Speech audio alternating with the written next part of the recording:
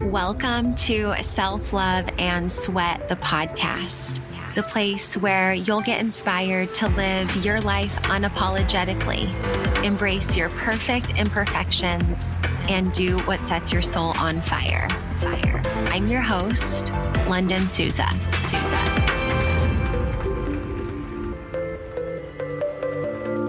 Hey, before we jump into this episode, I just want to make sure that you get all the free things possible. If you haven't already, you need to get your Self-Love and Sweat free monthly life coaching calendar. Honestly, the way to experience deep change in your life is by doing small little things over time. And so that's what you'll find in this free calendar. You can get it by going to lifelikelondon.com/calendar. Get yours for free, and let's get into today's episode. Welcome back to Self Love and Sweat, the podcast. Today we're talking to Austin Tice, one of my friends for a long time, also CEO of NABA, which is our community that I talk a lot about. I've had a lot of guests on the podcast, so I'm super excited to have you today, Austin. It's about time. It's nice to be here with you finally. Tell us a little bit more about you. When I look at your IG bio, it says you've spoken in 38 different countries. You've done over $150 million in sales. There's also a really cute pic of you, of little Austin. For those of you watching, you can see.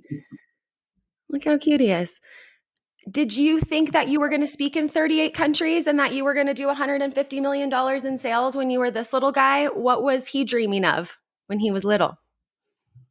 Speaking for sure, the 150 milli that showed up, and just the way that it showed up. I don't know. My relationship with numbers has changed a lot. A million used to seem like a lot, and I still value it. But my relationship with, my ability to obtain it in a lot of different ways has changed. But I've always thought I would speak. The country thing's just a fun number to keep count of. Honestly, I've thought what number 40 might be, but we hadn't got there yet. But I don't think a whole lot's changed other than maybe my vision's gotten bigger. Yeah, 38 countries is a lot. That's a lot. I've hosted workout events in 13, which I felt like was a lot, but 38 countries is a lot to speak in.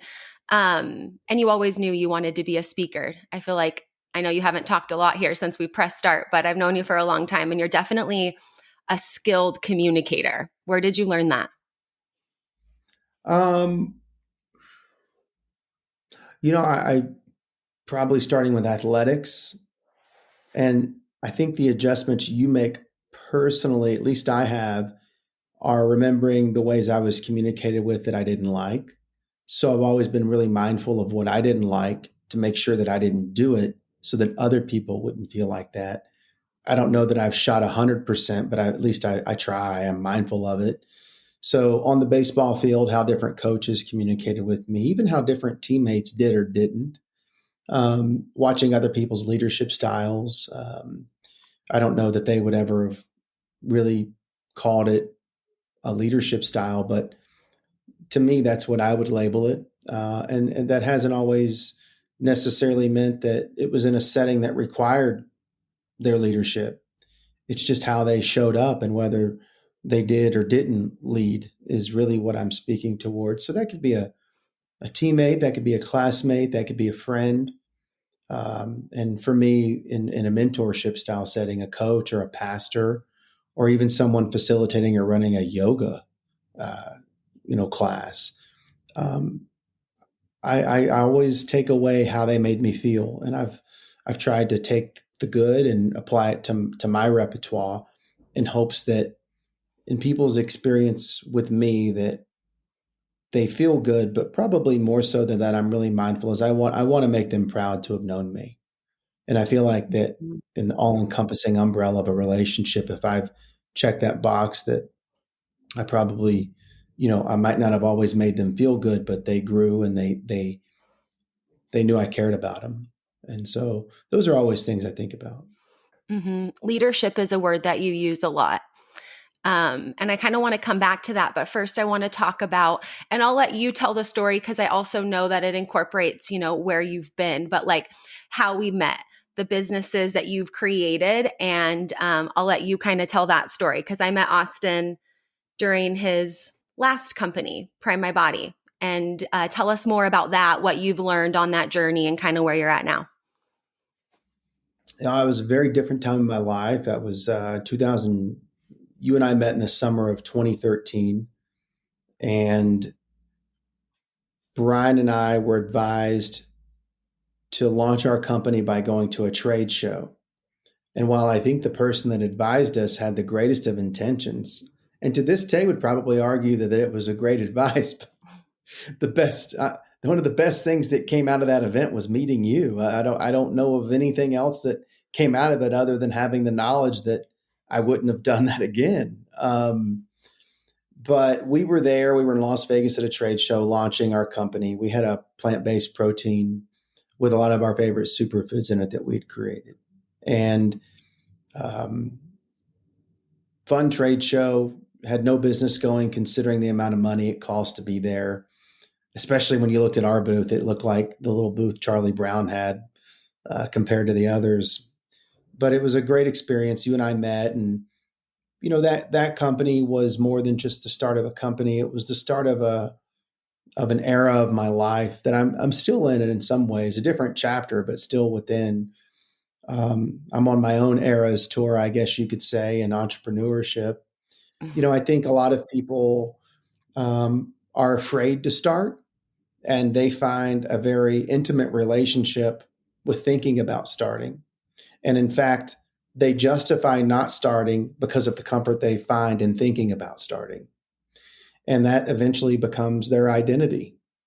And I can equate that to so many different areas in my life. So it's easy to point at the entrepreneur one and laugh and point at. But I was really proud looking back on younger Austin that he started, and Brian as well, one of my good friends that was a co-founder of that project, and ultimately went through a litany of different emotions whenever you're putting something together. Brian and I, in that time in our life, were professional best friends. We were professional roommates. We were professional stoners. We were really good at a lot of stuff. And the thing that we had never done that we assumed we would immediately be great at was business partners. And, at first we were, but then whenever the rubber meets the road and you have to deal with real challenges, you know, you didn't have someone to come home at the end of the day to talk to like your boy, um, that hadn't been involved in the nuances of what takes place in starting a business. You're sharing a checking account. That same checking account's also the company account. It's the same account that pays for any extracurricular activities, any date you go on, the food you put on your table, the bottle of wine you have. And that time of our lives, all of the weed we were smoking, which was way too much. And it was a season of growth for both of us, and we learned a lot from it. We grew from it. By the grace of God, that company, through grit and just the old adage of bootstrapping, we grew it to a six-figure annualized company, just under probably $1 million a year. We were really proud of that. In the midst of this transition, we sold the company, stayed on, and played a big role, and were responsible for doing 150 million, the next 3.5 years. So a really great time in our lives. We learned a lot, and ultimately stepped away from that project because the people we sold it to had a different interpretation of culture than we did, one that we were willing to be a part of. And while I wish them well, one of the greatest gifts they gave me was an opportunity to step away, and I did. And took some time for myself, and years later, here I am. But that was a really sweet time, and one that I'll always be grateful for. Mm-hmm. Yeah, same. I'm excited that whose ever idea it was to go to the trade show decided that because, yeah, we got to meet. And then through you, I've met so many amazing people. I've learned so much. I know we're talking on the podcast here, but we talk off recording.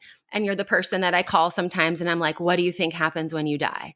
Or let's talk about, like the stuff that we could just talk about everything. So I'm very grateful for that. And whose ever idea that was. I think it was Buddy's, right? It was Buddy. Yeah. I don't know if you've connected with him since, but it's Buddy. And Buddy and I are still friends and communicate and love him to death. And we would always give him a hard time about that. But yeah, he's a really great guy. Yeah. Well, shout out to Buddy. Thanks to Buddy. Um, let's talk about leadership, because I remember when you and I reconnected in 2020 after we had met in 2013, we were doing all of our things. And I remember through a lot of conversations we had, you would often say, like, this country lacks leadership. What we need is good leadership. And the version of me at the time, I mean, I knew what that word was, obviously. I knew, when I had good leaders or ones that were not my favorite, whether it was in business or in sports or whatever. But now it takes on a different meaning for me, because now I'm in a position of leadership. I run, teams here for the company I work for here in Utah. And so it's something I've been thinking about and learning about even more. What do you feel like good leadership is? How do you become a good leader? Like, let's go there.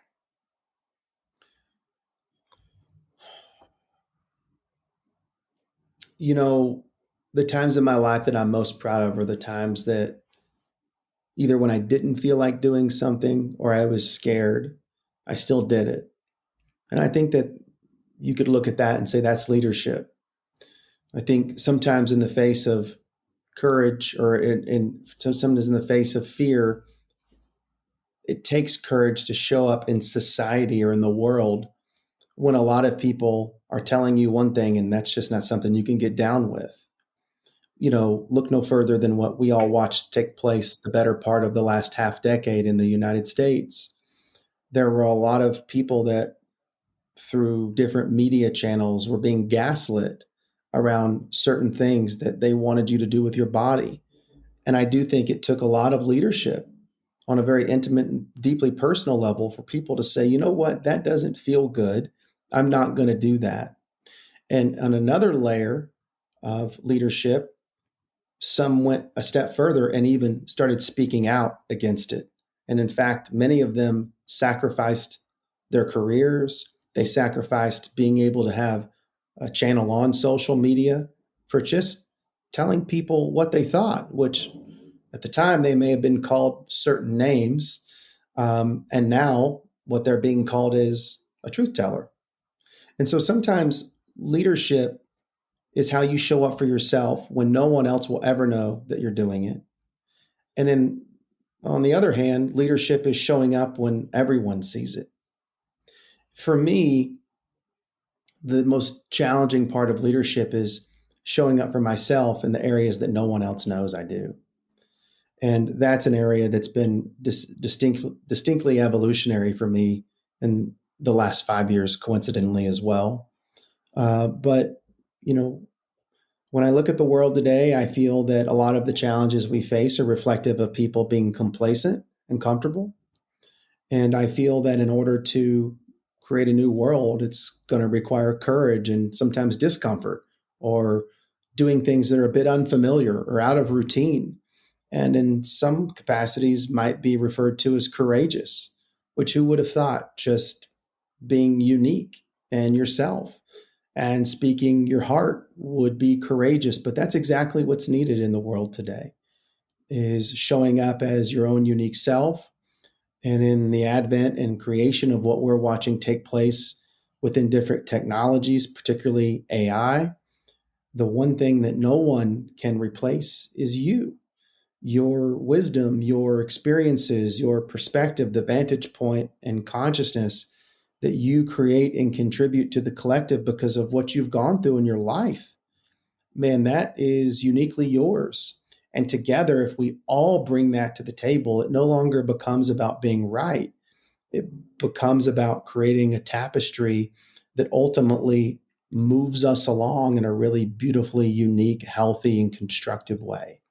And that's the type of leadership when I think about where we're at in the world is, to me, really inspiring to see so many people showing up in that capacity. Mm-hmm. Um, you talked about how you handle, I don't know if this is exactly what you said, but how to handle what's hard even when nobody is looking.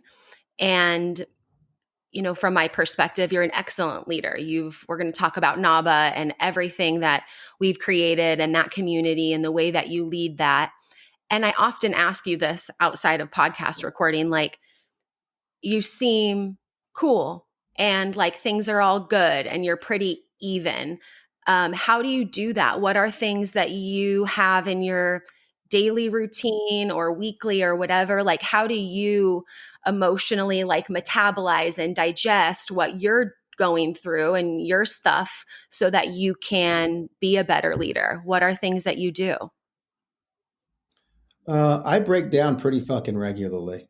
I mean, more than people would probably think that I Really? do.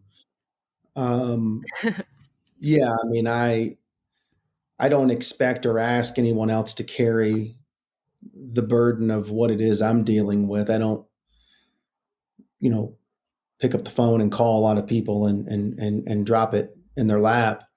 Um, there's a handful of people I'll share certain things that I'm going through to hear their advice, or if I feel they can help, I'll ask for it. But ultimately, in this season of my life, I think what makes it very different than other seasons is I've taken full responsibility for the stuff I'm dealing with.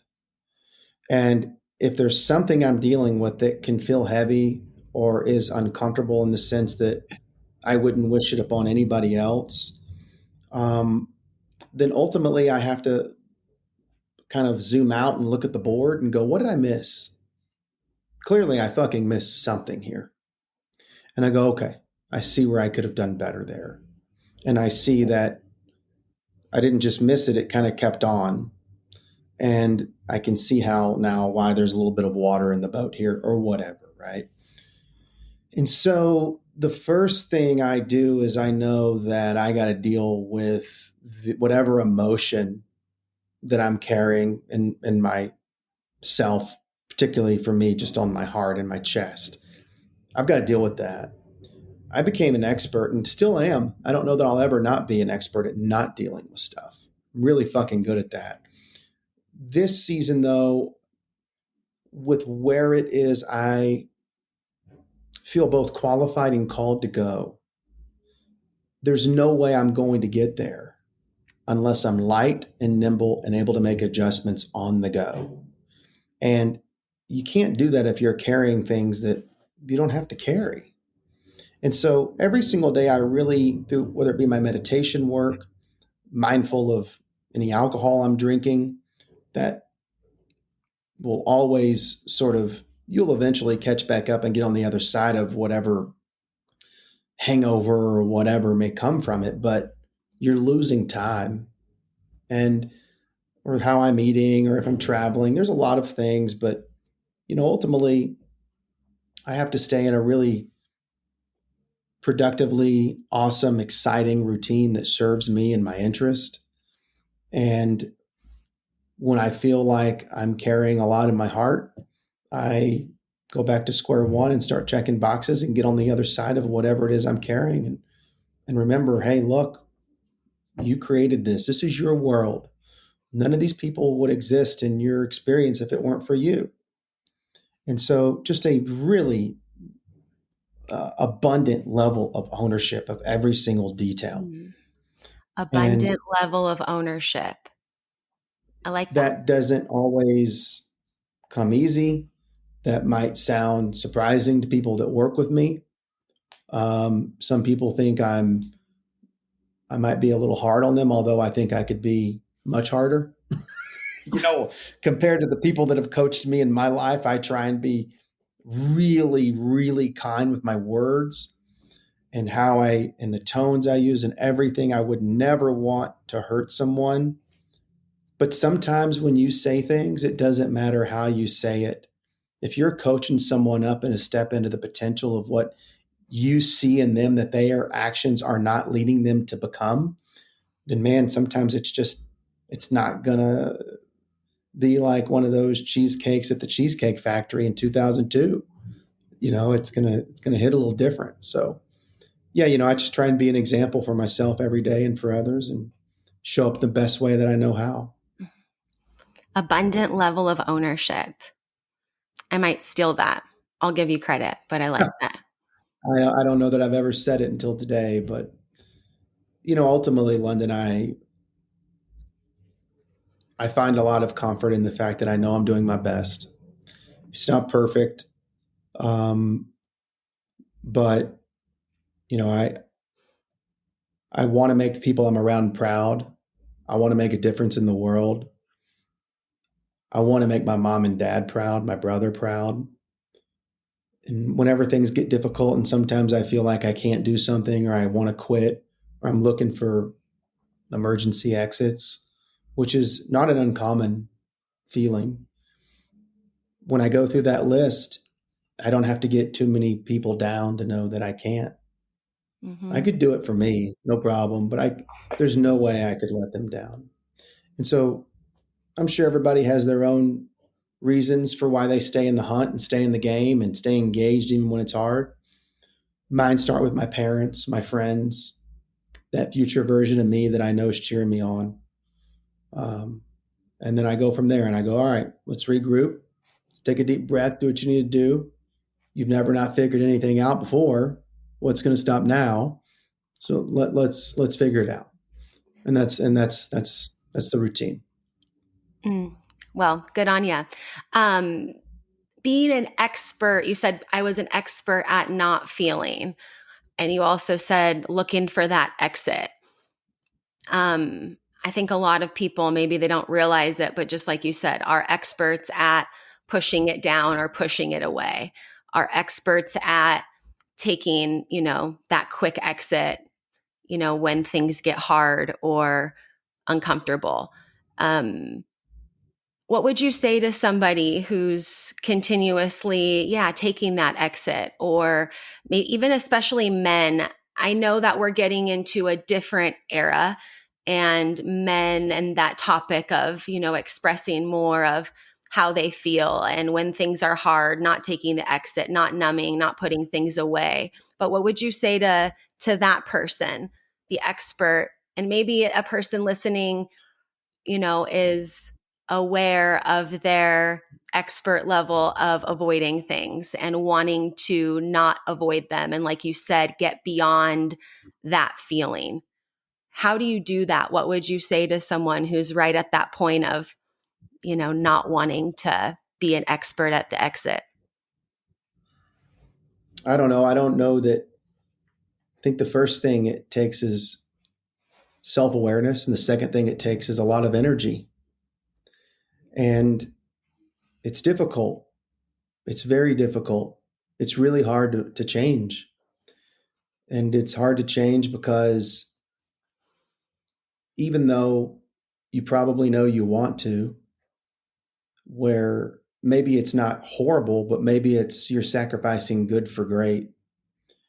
Whether it's horrible or whether it's a good for great sacrifice, you're still moving through this transition of letting go of something that is familiar and stepping into something that is completely unknown to you. And that's very scary. Mm, For me, when I evaluate the things that I've moved through, gotten on the other side of, let go of to create something new, it was it wasn't because it was an accident. I was done. I didn't want to live like I didn't I didn't want to continue to show up in a way that wasn't honoring the gifts that I feel that being born into this world that I had. You know, what's the saying? God doesn't call the qualified, he qualifies the called. And I look at all of the stuff I've gone through in my life, and I feel like that moment when you have that moment that you just wake up and that all of a sudden you have step one is I'm aware.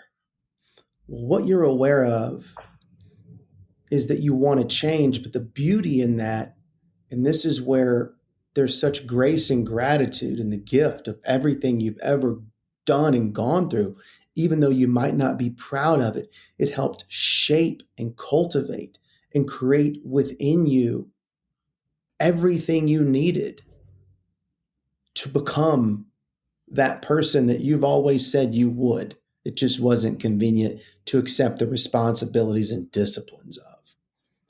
And so it's a beautiful experience, but at the same time, you have to really want it and you have to labor for it. Sometimes I'll do a meditation and I don't feel like it. And you may, well, what don't you feel like doing? Well, you Sitting close with your eyes and you yourself. sit there and there's a lot of things I could say I don't feel like doing. Like I would maybe rather go get coffee or go shower. And what I really rather go do is expose myself to familiar patterns that create familiar thoughts, that create familiar emotions around familiar environments. And all of that's familiar, even though I might not exactly desire to have that in my life. Whereas in the meditation, when I close my eyes, not only am I dealing with the thoughts and the feelings that are creating my state of being, but in order to get on the other side of those thoughts and feelings to create something new, I have to work for it. I have to very mindfully and with intention and with my attention get on the other side of that. And you're laboring for that, you're working for that. And that's the part that requires energy. You have the awareness and you have the energy. And in my own life, I have been really lucky to learn a lot of these techniques from Dr. Joe Dispenza, as have you. And I'm really thankful to have been taught and still learning new stuff from him all of the time around how empowered we actually are to be the creators of our lives. Mm-hmm. And so to the person that's wondering, how do I change? The first thing I would say is everything's on you. You can do whatever you want. You're the ultimate creator. All of the tools and resources you're surrounded with them. And the second thing I would tell them is there's you're completely worthy to change. I think a lot of us hold on to convictions of the way we may have lived our lives in the past, the things we did that we didn't feel like were adequate of, you know, maybe the world knowing about. In other words, we hold ourselves to a standard that's impossible to ever meet. Mm-hmm. And so you have guilt and shame, and that keeps you from stepping into this place of worthiness and flow to really be a creator. And so as you step into this path of creation, you'll develop a really beautiful relationship with yourself, the person you were, the person you are, and the person you're becoming. And you'll learn to love all of them the same. And it's a really nice moment when that starts to happen. Yeah. Love all of them the same. And I love the what Dr. Joe says about, if you are feeling a certain type of way and you don't want to feel that way, well, you're already practicing being that every single day. You have that memorized. Now it's time to practice and show up as the person that you do want to be. How do you want to feel? And that's the hard part that you mentioned, is like it takes energy to, break that habit of who you once were to then become who you want to be, being drawn towards that future self and practicing that over and over. How would they feel? What would they do? How do they wake up? What do they, drink, eat? Who are they around? And my dad always told me as a kid, he would ask me, London, what are the 5 most important words?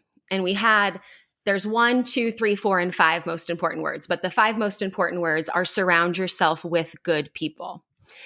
And as a kid, that was, the kids that were paying attention in school, or maybe in high school, those were the kids that were, not leaving school at lunch to get high, which I may or may not have participated in. But like good has always evolved, right? And I've talked with my dad about this before of like, okay, well, what does good people mean? Like I get the words, right? But also something I've learned from you is when we were first talking about NABA and you were creating this community, you were like, it's not about what people have done or their celebrity or their success. It's about their heart. And so for me now, surround yourself with good people are people that lead from their heart, that lead, that are, authentic and, are just very heart driven. And to your point of what you said before of how, you have to get beyond yourself, get beyond a lot of these feelings. I know from the change in my life, you sometimes have a new team, right? Like there's people that leave, there's, relationships that no longer can come with you to this next version of yourself. And, in this change process, there's been many group chats of friends that I've left, just people and relationships that just don't serve this version of who I'm becoming, which is also not easy. It's really sad. I felt like I've mourned relationships of people through this change work. And so through NABA, through you specifically, because I've met a lot of people through you, I've met so many amazing people, so many good people, so many people that lead with their heart and are truth seekers and change makers and creatives and just want to go out in the world and be that. And so I think that's just a long story of saying like that change process and surrounding yourself with community and people that, will hold space with you and I often feel like in NABA, we're like linking arms. It's like a Red Rover moment where it's like, let's link arms and like, look side to side and let's do this together. And so what is let's talk about community and the power of community. And also when we're growing and changing and becoming, not everybody gets to come with us. And that's a little bit hard. And I think that's why a lot of people, take the exit when it comes to change. Cause then someone's like, oh, you used to be that way, or you used to say this. And I've had conversations like that. Whereas now within our NABA community, I love it because I'm having conversations with people, getting to know them. And I'll often say like, oh, I'm excited to get to know that version of you. Okay, you want to be this way now? Great. Okay, you're sad. This month is a little bit darker for you. Awesome. This month is, amazing, joyful, full of gratitude. Great. Like people that meet you right where you are and that want to do this change work with you. And I know that's what we've created here in NABA. And like, let's talk about the power of community and cultivating that, especially through change. Yeah, I think a lot of people want to see a lot of stuff change in the world is the first thing I think about. I quote this gentleman pretty regularly and have for the better part of the last probably 10 years, but there's a gentleman named Eugene Cho. He wrote a book called Overrated. I heard him speak at a church I was at years ago, and he said everybody wants to talk about changing the world, but nobody wants to talk about changing themselves. When you look at the political landscape in the United States, no one considers themselves a part of that story. They consider themselves a victim of it. The reality is that we are all characters in that unbelievably greatest show on earth play that we're all witnessing, observing, in front row seat, and are a part of right now. And I think the question to ask yourself is not how do we change the political landscape, but how do we change ourselves so that we never get to a point that would ever allow any of what's taken place to be tolerated. And that kind of goes back to what you and I were discussing earlier about being complacent versus being courageous. Like there's a lot of things that are up for debate all of a sudden that 10 years ago, you would have been institutionalized if you would have said anything other than that, right? And we won't get into the specifics. You can make some assumptions if you'd like, not you, but someone listening. And I'll never tell you whether or not that was what I was referring to. But the point is There's some wild things being set out in the world. And I think ultimately, when I think about change and I think about community, I think that it's not about changing everyone's mind to think and feel the way you do. It's about seeing in them another person that has lived a life that's probably a little bit different than yours, to say the least. So it's to be expected that they're going to think and feel differently about stuff than you are. Whereas right now, a lot of people in media are teaching people through their insinuations and outright statements that it should be normal for people to agree with you wholeheartedly. And if they don't, they are your enemy. And what it's creating are these echo chambers. And that is what's radicalizing people. It's what's creating these extreme situations and these polarized um, environments that exist on just about every platform. And so it's a fascinating time to be alive. I think it's an awesome time to be on the planet right now. Same. And I look at what I feel my role is. I grew up I'm very lucky to say that I grew up in a home that when it came time to talk about God and it came time to talk about politics, those are things that we talked about all the time. And everyone that stepped into our home, those are the things we talked about. And the people that were having the conversations didn't always agree. They would probably agree on 80% of stuff. Quite honestly, nothing has changed. I think most people would probably agree on 80% of stuff. And I have an uncanny level of comfort talking about politics. I have an uncanny level of comfort talking about God, discussing why I'm here, what's going on in the world, what's going on in the universe, all of it. And I'm not going to get angry, ill tempered, triggered, or cancel someone because they think or feel differently than I do. And in fact, I will tell you that if you're listening to this or you know someone that isn't listening to this, that is willing to cancel someone or say fuck you to someone or call someone less than or evil because there is a particular piece of material or a subject matter that they think differently than you do on, that in and of itself is evidence that there are spells that have been cast whose intention behind them is to divide, not to bring people together. If you want to bring people together, I think it's important to highlight the differences because it's the differences that make us unique, and it's how we grow and evolve. And so I think if you're going to lead a community, I think if you're going to lead a company, whatever that is that it might be, there will always be politics involved. There will always be nuance involved. And there will always be people involved that represent different genders, different ages, different sexual orientations, different political makeups, different geographic locations, so many different things. But that's the beauty in it.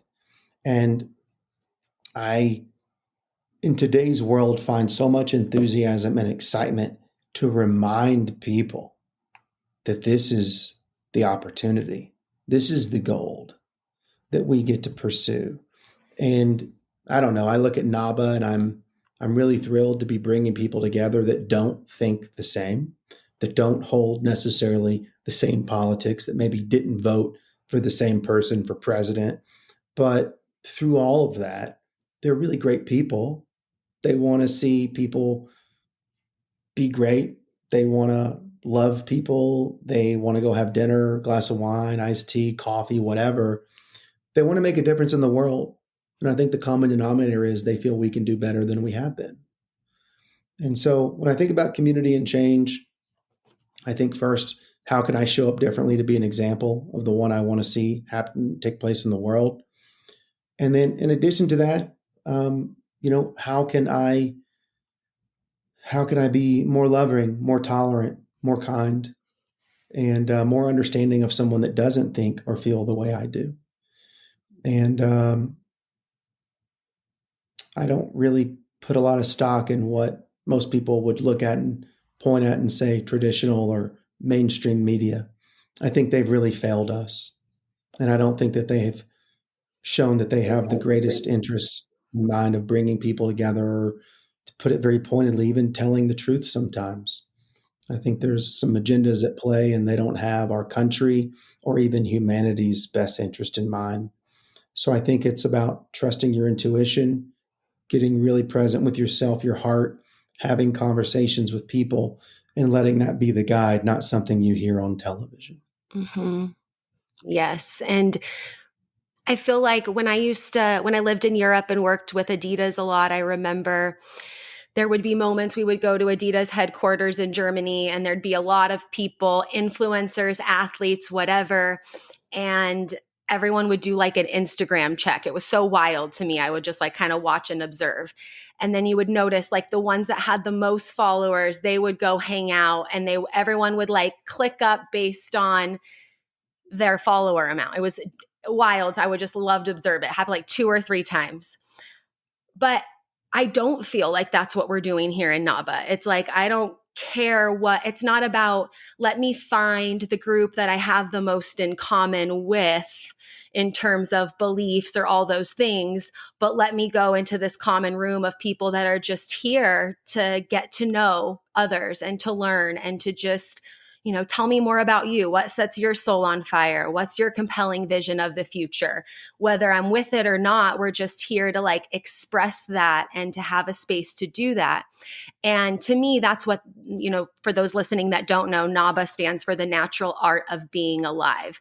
And I find that that's what the art is of being alive, is not finding the ones that you have the most in common with, but that are there, with you while you're discovering more of who you're becoming, et cetera. So it doesn't feel like that. It feels like a place where we can just all come as we are, express where we're at. It doesn't always have to be, joyful rainbows and butterflies. It can also be dark shadow stuff too. We're just all here for all of it, all the things.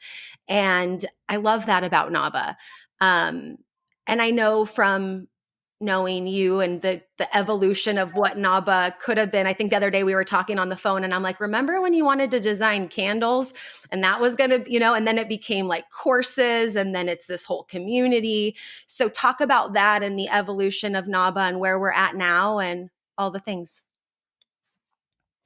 Well, I think we'll probably still make some candles one day, and maybe some Japanese incense. I was actually testing some out this weekend, but I'm I not think the against the greater answer. candles. I'm excited about the candles. It was just fun thinking about that.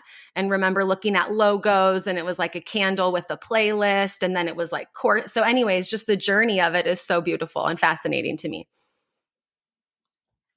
Yeah, I think the answer I will give you is one that I think that many people who want to create could place a lot of stock in, and I think a lot of people uh, start a journey of creation, or in particular, a business as an entrepreneur, and they have an idea of what's going to happen.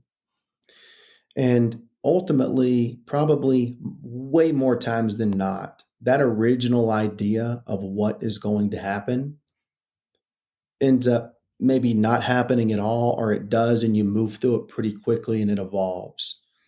I think the heart of why you create something probably remains the same.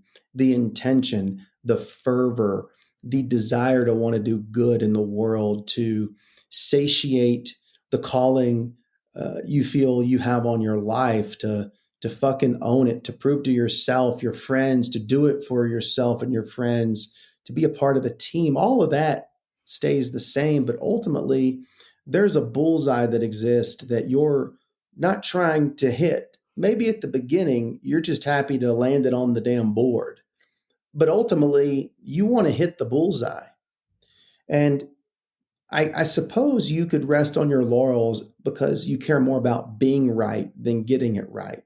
So perhaps there are people that exist in the world who just landing the dart somewhere around the board or maybe even slightly on it would be enough. And they get stuck on being right.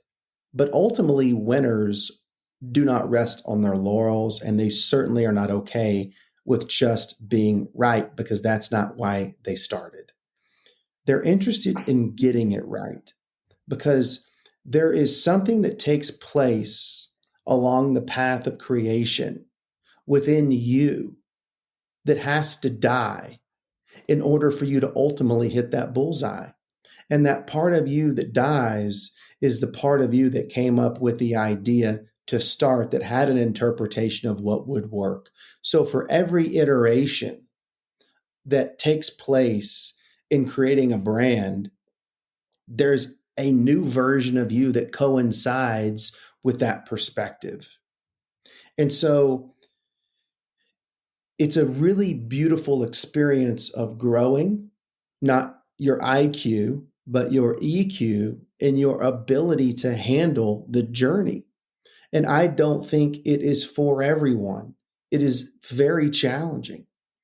And I will tell you, though, it's one of the most rewarding things that you could ever imagine when you do reach back and it hits right in the middle. And there's a vertical that takes place. It's almost as if in those movies, when someone closes their eyes and all these flash bulb experiences and little scenes throughout their journey just show up, and you look back and you think about how courageous that person was that kept going, that didn't take the backdoor exit and slide out. No one knew, but kept at it. And you think about how proud of you, of that person you are, and that you stuck with it and you figured it out. That creates the type of leader that's capable of leading the person and the company that's hitting the bullseye. It's why you oftentimes you couldn't just plug someone in that hadn't been on that journey because they hadn't gone through what was necessary for them to handle the outcome that they seek. Many people are seduced by the outcome, but they're not obsessed with what it takes to create within them the person capable of handling its presence. And that is really, really important to be romanced by. That's the person that wins. That's the person that it goes undefeated. There is something to be said about the person that has a tolerance for ambiguity and the endurance to deal with the unknown. And who you become in that process is something that's really fucking cool. But man, it's challenging. It every single day moves you to a place to you have a lot of opportunities to close off, to contract, to lock your heart up, and at that same junction on the road, an opportunity to not do it too. And I've done both. I still do both all the time. Ultimately, I fall back on what I know I have to do in order to make it happen. But that's the type of person that is being called into the world to lead right now. The person that has endurance, the person that's willing to be really, really patient in their long game and operate with a sense of urgency on the day to day. And those are the type of people I want to be around. That's the type of person I want to do dinner with, have a glass of wine with, chill out with. And that's what I've learned on my own journey. And in creating NABA, it's been the most challenging one I've been on, without a doubt. Yeah. But it's because I haven't been willing to settle for anything less than I know what this is capable of becoming. And so, I'm really blessed to be around a lot of great people who have that same mindset. Mm-hmm. Yeah. Well, I'm grateful for your relentless pursuit of who you're becoming and the endurance game that you're in. That was one of my words for this year, was integrity and endurance. I don't know what my word for What's next your year. word for I 2025? haven't decided yet, but trust is one that's been hitting, when I say it, I like the way it hits. Um, but I haven't decided yet. So I'll let you know once I decide that. I know that you said yours was rebirth. You wrote that on my Instagram poll. Rebirth. Well, that's not mine, but it was one that came to mind whenever I read your post, and it certainly is a season of rebirth for me. As generic as that might sound, but I am calling 2025 the season of courage. Courage. Yeah. Well, whatever Yeah, you so choose is that's perfect. Didn't mean to say that that was yours, but that's one that you sent over to me. And I thought, yeah, I love words of the year. I think they're, yeah, so much better than New Year's resolutions or things like that. And I think the version of me that decided integrity and endurance was what I wanted to embody at the beginning of this year is also different in the way that I interpret that and the way that I embody that. Um, what I love about NABA, and I want to kind of like close with, sharing more about our community and inviting those listening to join us if they feel like this is a place where they want to be. Um, I love the community. I love the space that we've created, our own social media platform as a space where we can express where we're at and connect with others who want to connect, based on the struggles, the strengths, the triumphs, the hard times, all of that. Um, I recently loved the post from one of our favorite guys, Kevin KJS, about surrender. So like posts on what it means to surrender. Um, I was on Snapchat for like a hot minute until I started getting dick pics, and then my grandpa's on Instagram and he's like, London, how do you turn this part off? Because he's getting all these like, sexual messages from women trying to get him to join these live chats and all these different things. I've had even friends reach out to me lately about other family members and they're like, what's going on in so and so's life? They're posting all this stuff in a very passive aggressive, like, way. And I love that that's not where we're at in NABA, right? We don't have to worry about all the other periphery, fringe, dumb shit. Like we're literally just there to connect and to grow on our own and together. And I've learned so much from all of the courses that we have in the community. I mean, I was lucky enough to be able to create one, but like I've been doing Dr. Erin Pollinger's Manifesting Magic course. And oh my gosh, I feel like so much stuff is coming up. I told her, I'm like, your course is like Jumanji. You have to finish it. You can't just be halfway in and then not complete, right? And being able to connect in those ways is so beautiful. And I love it so much. And in one of the videos that you shared, I can't remember, it was like clips of different community members, but one guy said, he's like, I can't really describe NABA. You have to just feel it. You have to feel that calling to want to be around people that, are going to give you that space to become exactly who you want and not have to worry about all the other stuff. And not to say that I'm anti social media. I mean, I love it. I've built this podcast and businesses on Instagram. Like I'm super grateful for it, but I'm also grateful that NABA is not that. It's a different place. It's a place where, I love to just go in and check there first thing in the morning. Like, what are people sharing? What are people working through? What can I learn? How can I grow?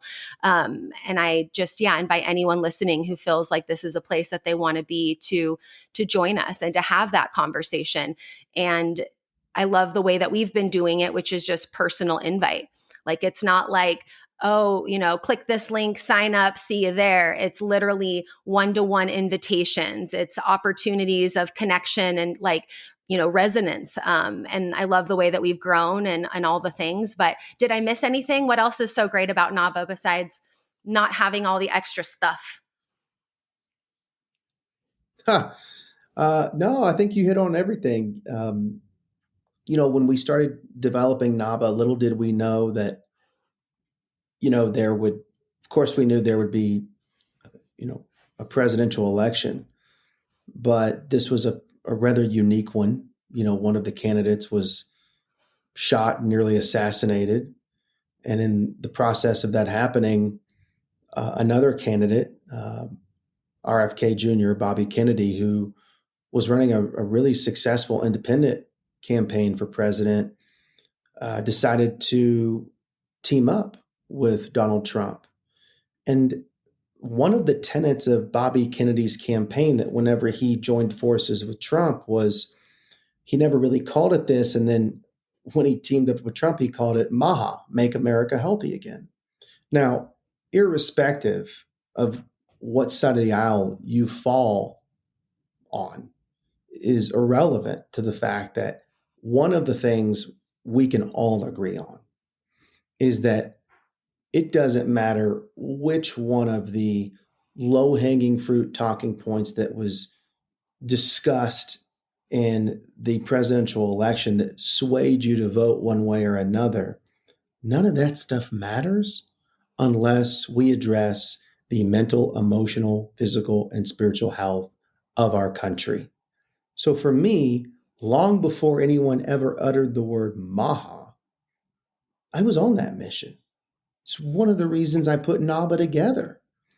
What is the natural art of being alive? It's the adventure of creating something new. And we're an American company. And I love this country. And I think we can do better. And in one of the areas that are interrelated and interwoven are the things I just mentioned: mental health, emotional health, physical health, spiritual health, financial health. These are nonpartisan issues. And if you're hearing me talk and you're triggered at the fact that one party or another is or isn't doing things that should transcend blue or red, then that in and of itself is something you should check yourself on and say, maybe I have been captivated by words and spells that have been cast my direction that want me to not align myself with certain people because I disagree with them on other things, so I can't agree with them on certain other things. That's nonsense. So I don't align myself with people because I agree with them on everything. I align myself with people because I agree with them on something. So they're not my enemy, and nor can they not be my friend because we do or don't see eye to eye on 100% of everything. That's one of the biggest constraints of bringing people together in the world. So really, I couldn't care less whether it was Donald Trump, whether it was Bobby Kennedy, whether it was Joe Biden, whether it was Kamala. I don't care. What I do care is that we're approaching 40 trillion in the hole. That's not good for anybody. What I do care is that 91% of the people in this country are metabolically unhealthy. One out of every two people in this country are pre-diabetic or diabetic. I care that children under 18, nearly 30% of them are obese. Fatty liver disease used to be this outlier of a problem with people who drank too much. Now it's just happening across the board. The list goes on and on and on and on. What I care is that people are willing to have the courage to step in and out in front of the nonsense that you're going to be categorized as some extremist because of the people who are leading in this area, irrespective of party. And so for me, if you want to categorize me as something because I happen to care about the same things that other people do, go right ahead, because I'm not the problem in this equation. And what I'm asking for people that want to be a part of NABA is to move through and get through and on the other side of the things that are keeping us divided and keeping us separated, and come together in this very unifying fashion around the things that are for the good of everybody. And in those areas that you disagree, that's okay. Have a conversation, get to know that person's heart, get to know their character, get to know what's taken place in their life that's formed that opinion. And you know what? At the end of that conversation, you might agree. And at the end of that conversation, you might still disagree. Some of the people I love and value most in life are the people that I get to go head to head with, and we get it on and we disagree. But you know what? I'll kiss that guy or girl on the cheek and hug them, and it's all good at the end of it. That's the fun part. That's the beauty in all of it. And so a part of how we make America healthy again is get on the other side of the bullshit that mainstream media has cast towards everybody, leading them to believe that if you're a Republican, you can't be friends with a Democrat. And if you're a Democrat, you can't be friends with a Republican. Or if you think and feel this way about the Ukraine war and someone else thinks differently than you, then you're a conspiracy theorist and you're not. Go down the list. All of that stuff's absolute nonsense. One of the tenets of how we make America healthy again is getting America talking to each other again and not objectifying them and categorizing them, but getting to know who they are as a human being, getting to know their character, getting to know their heart. And in that process, having a friend doesn't mean you have to be best friends.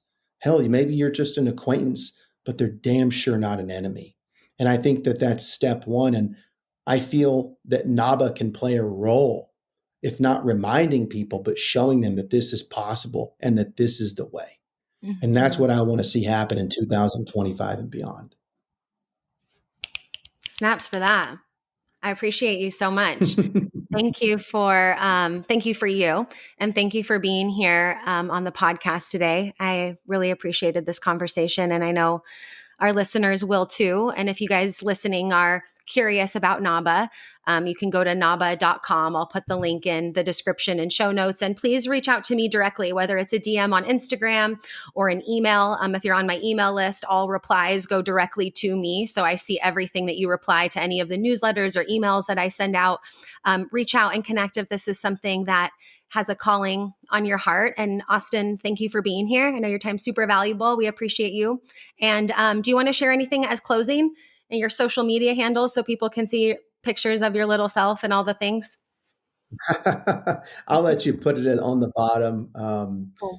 But it was good to be here. Maybe we can do a future podcast, since this is the Self Love and Sweat podcast.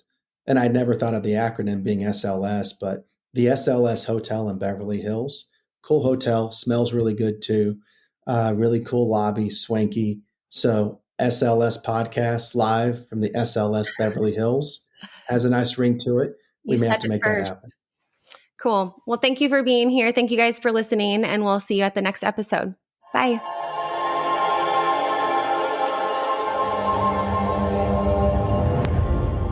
Thank you so much for listening to this episode of Self Love and Sweat, the podcast. If you enjoyed this episode or were inspired by it or something resonated with you, do me a favor and share this episode with a friend, someone that you think might enjoy this episode as well. That's the ultimate compliment and the best way to make this podcast ripple out into the world of others. And also, you can leave us a review up to 5 stars wherever you're listening to the podcast. Thank you so much for listening, and we'll see you at the next episode. I appreciate you.